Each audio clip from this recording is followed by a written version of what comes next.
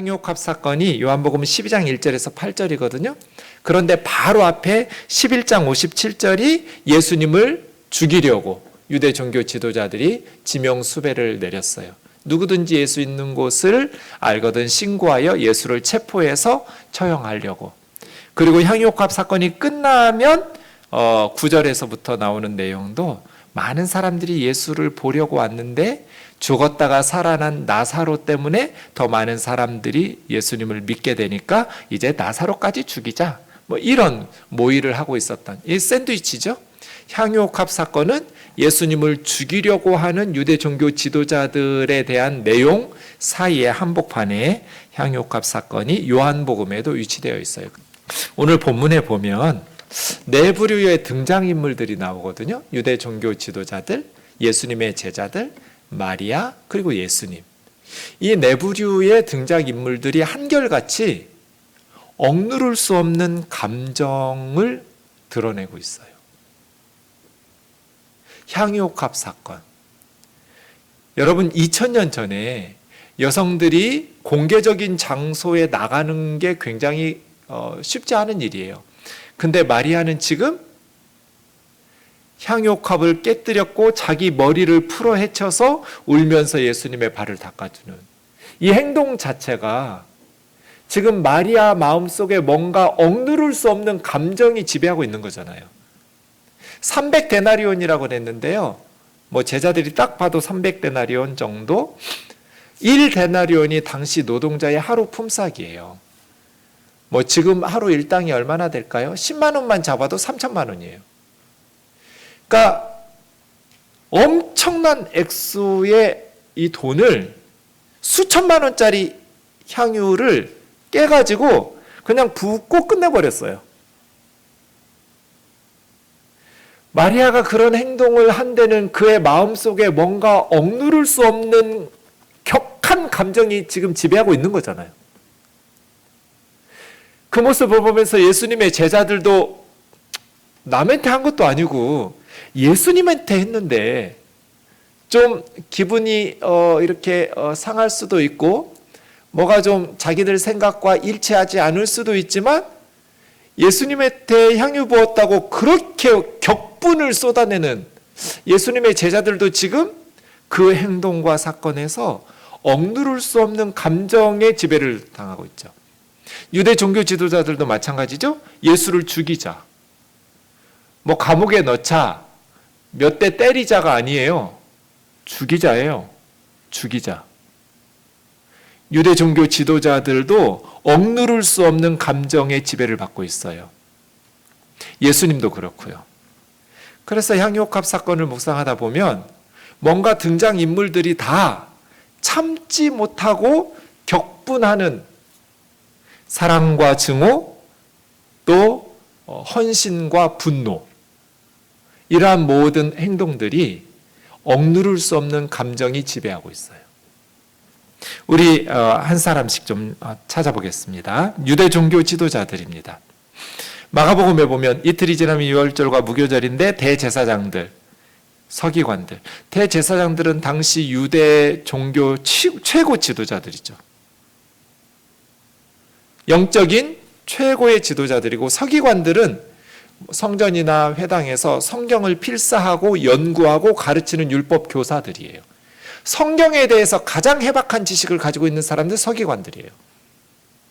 그런데 대제사장들과 서기관들이 예수를 흉계로 잡아 죽일 방도를 구하며 억누를 수 없는 극도의 증오심, 예수를 죽인, 예수를 향한 엄청난 증오심, 명절에 예수를 잘못 건드렸다가 백성들이 폭동이 일어나면 로마 군대가 개입할 것이고, 그러면 많은 사람들이 희생될 거고 우리도 책임을 져야 될 것이니 명절에는 하지 말자 하는 두려움도 있어요. 왜 이랬을까요? 왜 유대 종교 지도자들은 예수님을 죽일 방도를 의논할 만큼 극도의 증오심을 가지고 명절에 이스라엘이 해방된 우리나라 광복절 같은 기쁜 날이거든요. 대한독립 만세 같은 애굽에서 출애굽한 하나님의 구원을 기뻐하며 감사하는 이 명절에 왜 이렇게 증오심에 예수를 죽이려고 모의를 하고 있냔 말이에요. 마가복음 11장 17절에 보면 예수님께서 성전에서 만민이 기도해야 될 하나님의 집을 너희가 강도의 소굴로 만들었다. 이런 식으로 예수님께서 책망하셨기 때문이죠. 너희는 겉으로는 거룩하고 경건한 척하지만 금식도 잘하고 11조도 열심히 바치고 기도 많이 하지만 너희 속에는 회칠한 무덤과 같아서 속에서는 썩어 시체 냄새가 나는 위선과 거짓으로 가득하다고. 예수님께서 그들의 외식함을 책망하셨기 때문이죠. 그럼 여러분 어떻게 해야 돼요? 우리가 언제 성전을 강도의 소굴로 만들었냐 하고 따져야 돼요. 우리가 언제 어떻게 하나님의 집을 강도의 소굴로 만들었냐고 따져서 예수님의 책망이 잘못됐으면 문제 제기를 하면 되고 예수님의 책망이 옳으면 회개하면 돼요. 그런데 유대 종교 지도자들은 예수를 향한 극도의 증오심을 가지고 죽이자예요. 죽이자. 왜요? 자신들의 명예와 재물을 지키기 위해서죠. 자신들의 기득권을 지키기 위해서. 자신들의 명예와 자신들의 재산에 공격을 가하는 나사렛, 갈릴리 나사렛 시골 촌뜨기 청년의 그 불손한 반격이라고 할까요? 예수의 그 오만 불손한 지적에 대해서 회개할 줄 모르고 죽이자는 거죠. 그러면서도 밀란이 일어날까 봐 두려워해요. 정말 하나님의 뜻이라면, 정말 자신들이 옳은 일을 하고 있다면 국가 지도자답게 명절이든 아니든 백성들을 설득하면서 예수를 제거해야 하지 않아요?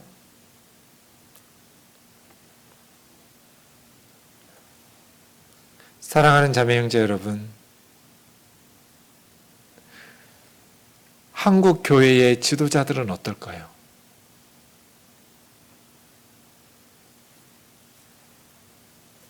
자신들의 기득권을 지키기 위해서 예수님을 교회에서 몰아내고 죽이고 있지는 않나요? 마태복음 7장 산상설교 끝부분에 보면 22절, 23절에 그날에 많은 사람이 나더러 주여 주여 우리가 주의 이름으로 선지자 노릇하고 주의 이름으로 귀신을 쫓아내고 주의 이름으로 많은 권능을 행하지 아니하였나이까 하리니. 누가 주여 주여 하면서 예수님에게 주의 이름으로 선지자 노릇하고 귀신 쫓아내고 많은 권능 행했다고 했겠어요? 본문에 대제사장이나 서기관들 같이 선지자 노릇했다는 건 말씀 전했다는 거잖아요. 저처럼. 예수님 안 믿는 사람들은 예수님을 주님이라고 부르지도 않겠죠.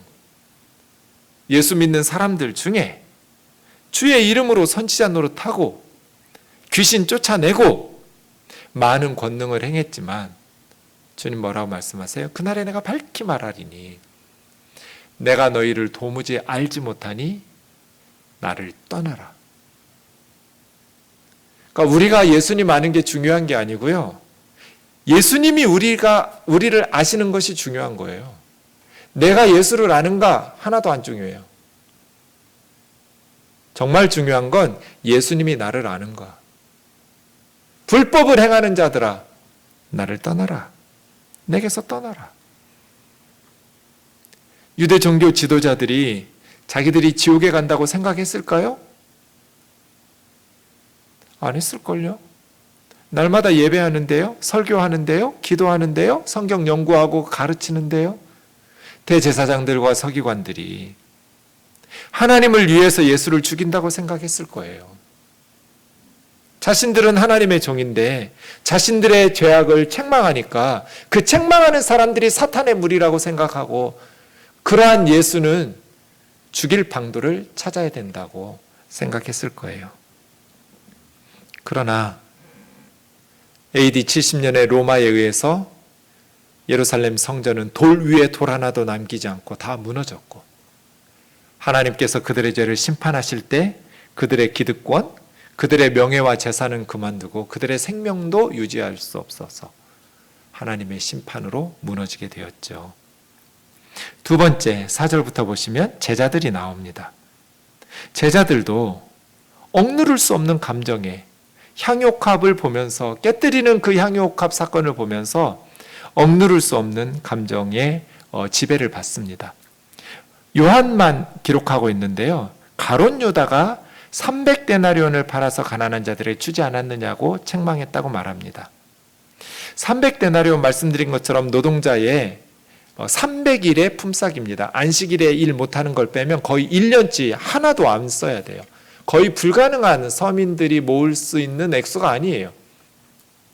그런데 마태복음 26장을 보면 가룟 유다만 이렇게 분노한 거 아니에요. 제자들이 보고 분개하여 이르되 무슨 의도로 이것을 허비하느냐, 이것을 비싼 값에 팔아 가난한 자들에게 줄 수 있었겠도다.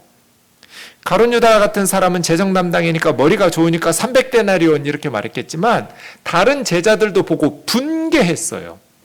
말씀드린 것처럼 예수님한테 부은 건데 다른 사람도 아니고 예수님에게 부었으면 좀 참을 만도 한데 못 참았어요. 왜 그랬을까요? 왜 이렇게 참지 못하고 제자들은 분노했을까요? 평소에 예수님이 마태복음 25장 40절처럼 가난한 자들에게 한 것이 나한테 한 거라고 가르쳤잖아요. 너희는 내가 굶주릴 때 먹을 거 주고 헐벗을 때 입을 옷 주고 병들었을 때 찾아와 돌봐주고 감옥에 있을 때도 나그네 되었을 때 집으로 안내해서 먹여주고 재워주고 입혀주고. 예수님 우리가 언제 그랬어요? 너희 중 지극히 작은 자 한 사람에게 한 것이 나한테 한 거라고. 예수님 늘 이렇게 가르치셨잖아요. 그러니까 분명히 이렇게 비싼 돈을 그냥 순식간에 부어가지고 낭비해버리는 것은 예수님이 원하는 게 아니에요. 이런 건 맹신이고 광신도고 예수님을 이렇게 따르는 게 아니지 라고 제자들이 생각했을 거예요. 그런데 제자들은 이렇게 분노하고 참지 못하고 말한 것을 평생 후회했을 거예요. 그때 참을 걸. 왜요? 상황 파악을 못했기 때문이에요. 며칠 있다가 예수님이 십자가에서 벌거벗고 죽으신다라는 것을 몰랐기 때문이에요. 제자들이 예수님을 사랑한 거 맞아요.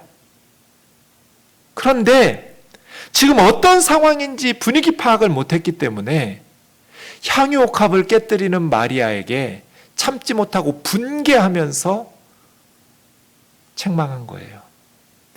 왜 제자들은 예수님이 거듭 예루살렘에 올라가면 십자가에 죽고 사흘 만에 부활한다고 말씀하셨음에도 불구하고 상황 파악을 못했을까요? 자기들 생각으로 가득 차 있었기 때문이에요. 예수님이 십자가에 지시기 전날 밤 최후의 만찬에서 할 때 예수님의 12제자는 서로 상석에 앉으려고 싸우고 있었어요. 이제 곧 예수님이 메시아의 왕국을 건설하면 누가 권력의 실세가 될 것인가? 12이 서로 경쟁하면서 시기질투하면서 싸우고 요한과 야고보의 어머니까지 동원해 가면서 두 제자는 우리 아들을 하나는 오른쪽에 하나는 예수님 왼쪽에 앉혀달라고 우의정 좌의정 만들어 달라고 한 거예요. 제자들도 자기들 생각, 높은 자리, 권력에 실세될 생각으로 가득 차 있었기 때문에 지금 예수님의 마음이 어떤 상황인지 파악이 안 된 거예요. 지금 예수님이 어떤 마음으로 하루하루를 보내고 있는지 분위기 파악이 안 되니까 평소 같으면 맞는 말인데 지금 그 상황에서 마리아에게 분개하면서 무슨 의도로 이것을 낭비하냐고 비싼 값에 팔아서 가난한 사람들 구제해야지 라는 평생에 후회할 말들을 하는 거예요. 세 번째로 마리아를 보겠습니다. 7절 8절입니다. 평소 같으면 제자들이 바르게 말했다라고 제자들에게 칭찬할 것 같은데 주님은 이번에 그렇지 않았어요. 그녀를 가만히 두어라. 마리아를 가만두어라. 왜요? 나의 장래할 날을 위하여 간직하게 하라. 마리아는 지금 시체에다가 향유 부은 거예요. 예수님의 장례식 준비하고 있는 거라고요. 그 마음으로 지금 내 몸에 향유를 붓고 있는 거야. 가난한 자들은 항상 너희와 함께 있지만 나는 항상 함께 있지 아니하리라. 마리아는 뭘 안 거예요? 가난한 자들은 항상 함께 있지만 예수님은 이제 며칠 있으면 떠난다라는 것을 안 거예요. 그것도 어떻게? 십자가에서 우리 죄를 대신 짊어지고 고난을 받아 죽으신다라는 것을. 마리아는 억누를 수 없는 감정의 지배를 받아요. 예수님이 우리 죄를 위해서 십자가에서 벌거벗고 하나님의 형벌을 받아 죽으시는데 나는 말릴 수가 없어요. 예수님이 그 일 때문에 오셨어요. 예수님이 우리 죄를 위해서 하나님의 징계를 받으려고 오셨어요.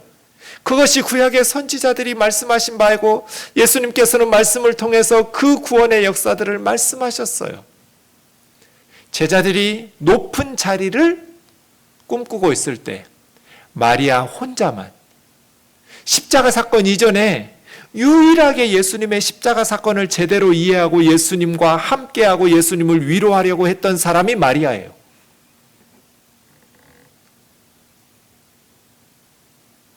십자가를 향해 뚜벅뚜벅 걸어가고 계신 예수님을 생각할 때 마리아는 억누를 수 없는 격한 감정에 휩싸여요. 그런데 그 길을 막을 수도 없어요. 예수님은 그 일을 위해서 이 땅에 오셨기 때문이에요. 그 예수님이 지금 십자가를 향해서 걸어가고 계셔요. 슬픔, 안쓰러움, 감사와 사랑이 마리아의 마음 지배하고 있었어요. 가난한 사람들은 항상 있지만 예수님은 항상 우리 곁에 있지 않으니까 그것이 옥합을 깰 수밖에 없는 마리아의 감정이에요. 이렇게라도 하지 않으면 미쳐버릴 것 같은, 이렇게라도 예수님에게 뭔가 해드리지 않으면 속이 터져 죽어버릴 것 같은 십자가를 향해 걸어가는 예수님에게 시체에 향유를 붓듯이 세상에서 가장 값진 예수님은 언제 호사를 누려본 적이 없어요. 태어날 때도 마구간에 말 구유 잠깐 임대해가지고 며칠 머무시고, 돌아가신 후에도 남의 무덤 잠깐 빌려가지고 며칠 머무시다가 무덤으로 나오셔가지고, 예수님은 자기 자신을 위해서 낭비한 적이 없고 호사를 누려보신 적이 없어요. 그런데 예수님의 평소 말씀을 알았지만, 예수님의 설교 수없이 들었지만 마리아는 이렇게라도 하지 않으면 견딜 수 없는 감정에 휩싸여요. 왜? 유대 종교 지도자들은 자신들의 기득권을 생각하고 예수님의 제자들은 자신들이 높은 올라갈 자리를 생각하고 있을 때 마리아는 예수님을 생각했기 때문이에요. 예수님의 마음을 공감했기 때문이에요. 지금 예수님 마음이 어떨까? 지금 예수님의 심정이 어떠한가? 마가복음 14장 6절에 보면 저가 내게 좋은 일을 했다고 말해요. 가만두어라. 괴롭히지 마라. 저가 나에게 좋은 일 했다. 예수님한테 좋은 일 한번 하자. 300데나리온이 문제냐고요. 어쩌면 그녀의 전 재산이었을지도 몰라요. 아낌없이 깨뜨린 거죠. 마지막으로 예수님의 감정은 어땠을까요? 마태복음 26장 38절, 14장 34절, 겟세마네를 향해 갈 때 예수님은 내 마음이 매우 고민하여 죽게 되었다. 이게 예수님이 그 시대에 느꼈던 감정이죠. 죽을 것 같다.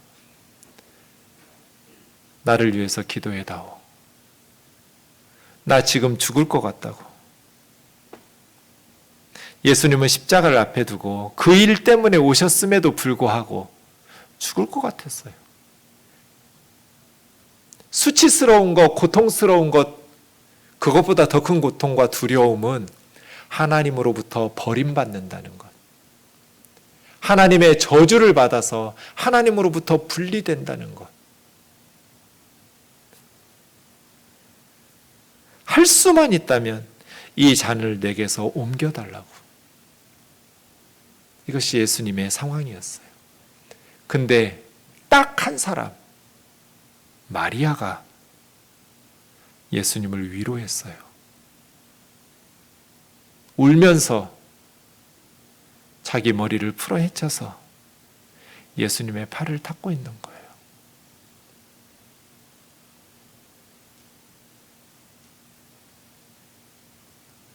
이것이 향유옥합이에요. 때가 있어요. 가난한 자들은 항상 우리 곁에 있지만 예수님은 항상 우리 곁에 있지 않다. 지금 여러분의 마음을 지배하는 억누를 수 없는 감정은 무엇인가요?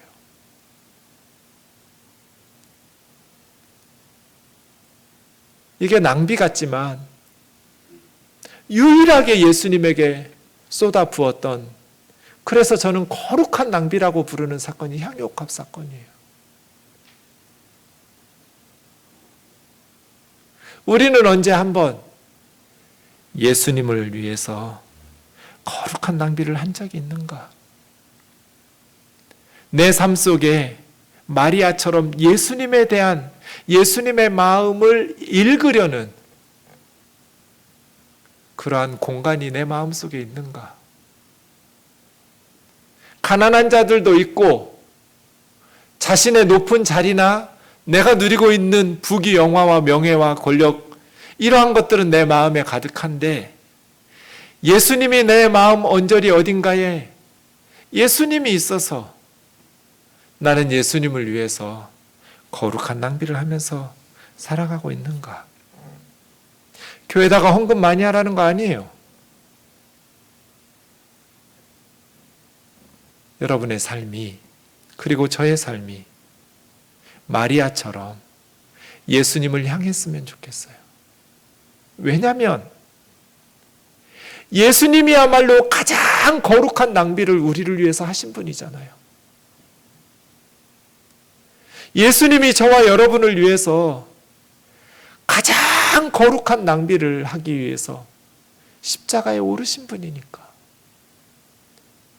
우리가 무엇을 예수님에게 드린들 예수님이 우리를 위해서 자신의 생명을 십자가에 준 것을 갚을 수 있겠어요?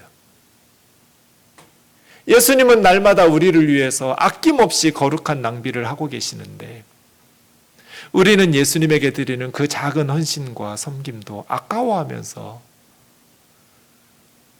우리 자신에게만 몰두하면서 살아간다면 후회하지 않을까요? 마리아처럼 그 마음속에 예수님이 있어서 내가 오늘 하루를 어떻게 살아야 하고 나의 남은 인생을 어떻게 살아야 하는지를 말씀을 통해서 깨닫는 지혜로운 한 주가 되기를 주의 이름으로 축원합니다.